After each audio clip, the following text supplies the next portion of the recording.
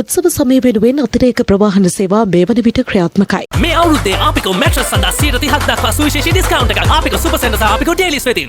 ලංකා ගමනාගමන මණ්ඩලය සහ ගමනාගමන කොමිෂන් සභාව ඒකාබද්ධව දෛනිකව යොදවන අතිරේක ගමන් වාර සංඛ්‍යාව 800ක්. මාකුඹුර බහුවිධ ප්‍රවාහන සේවා මධ්‍යස්ථානයේද අතිරේක බස් රථ සේවා දහවනියට එක් කර තිබෙනවා. ලබන 13 වනදා දක්වා සෑම දිනකම අලුයම 5 සිට රාත්‍රී 10 දක්වා මෙම අතිරේක ප්‍රවාහන සේවා ක්‍රියාත්මකයි. ටිකක් බස් රථ අඩුවෙන් ධාවනය වෙන්නේ.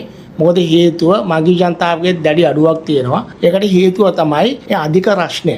අධික රශ්නයට ගොඩක් ජනතාව එලිමහනට දවාලේ එන්නේ නැහැ. ඒ නිසා බස් රථවල ගමන් කිරීම 25කින් 30කින් අඩු වෙලා තියෙනවා ජනතාව. මේ අලුත් අවුරුද්දේ හරි සිරිතට නිදියන්න ආපිකෝ ස්ප්‍රින්ග් සහ ෆාම් මැට්‍රස් මාදිලි රැසකින් දිවයින පුරා පළලක් අලෙවි නියෝජිතයන්ගෙන්. කෙසේ වෙතත් අපි මේ අවුරුදු සමයේ අඛණ්ඩව බස් රථ සේවාව ජනතාව වෙනුවෙන් ලබා දෙන කටයුතු කරලා තියෙනවා. අපි අද දිනේ සිට අතිරේක බස් රථ යොදවනවා ජාතික ගමනාගමන කොමිසම සභාවේ අවසරය සහිතව. දැන් හෙට දිනෙත් යන්න පුළුවන්, අනිදා දිනෙත් යන්න පුළුවන්. අවස්ථාව අන්තිම වෙනකන් ඉන්න සූදානම් වෙන්න එපා. මොකද මම කිව්වේ නොනගතේ වෙනකන් අපි අඛණ්ඩව බස් සේවාව ක්‍රියාත්මක කරනවා.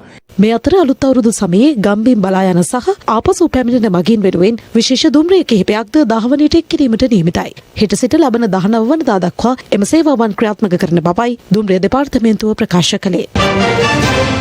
රටේ ලෝකෙ සිදුවන උණුසුම් පුවත් දැනගන්න සියත නිවුස් YouTube channel එක අදම subscribe කරන්න.